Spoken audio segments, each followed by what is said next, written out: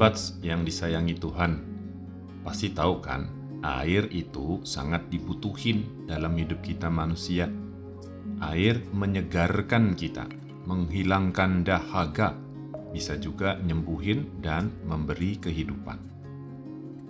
Teman-teman yang dikasihi Tuhan, di bacaan pertama dari nubuat Yehezkiel, kita temuin cerita tentang air yang keluar dari bait suci. Saking banyaknya, air itu jadi sungai dan memberi kehidupan bagi semua yang ada di pinggir kali itu.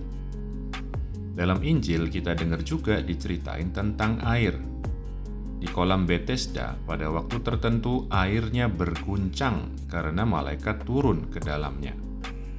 Yang pertama turun ke dalam air yang bergoncang itu akan disembuhkan dari penyakitnya, apapun juga penyakitnya.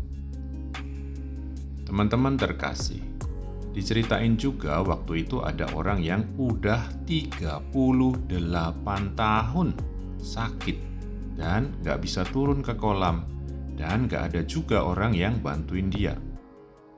Menariknya diceritain kalau dia sembuh bukan karena masuk ke dalam kolam itu, tapi karena Yesus nyembuhin dia.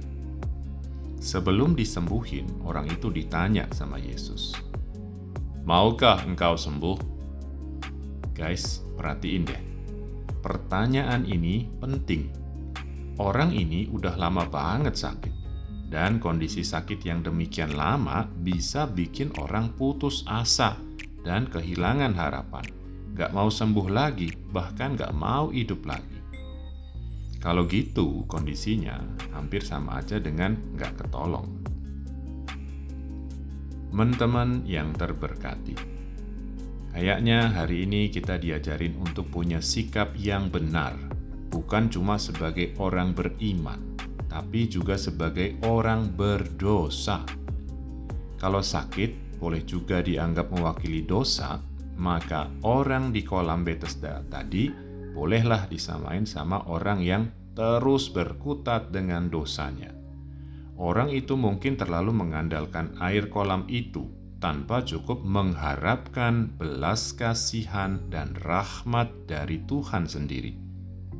Bisa jadi juga orang dalam posisi dia menyalahkan lingkungan atau orang di sekitarnya dan mengatakan gak ada yang mendukung atau menolong dia, sehingga dia gak sembuh-sembuh, gak kunjung lepas dari dosanya.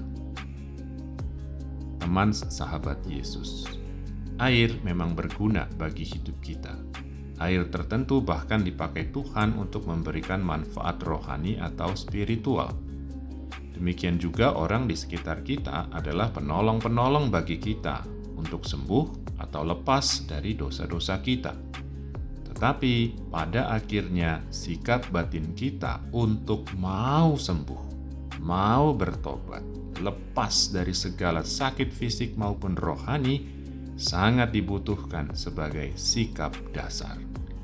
Selain itu, kebergantungan, harapan pada Tuhan semata dan bukan yang lain juga mutlak diperlukan.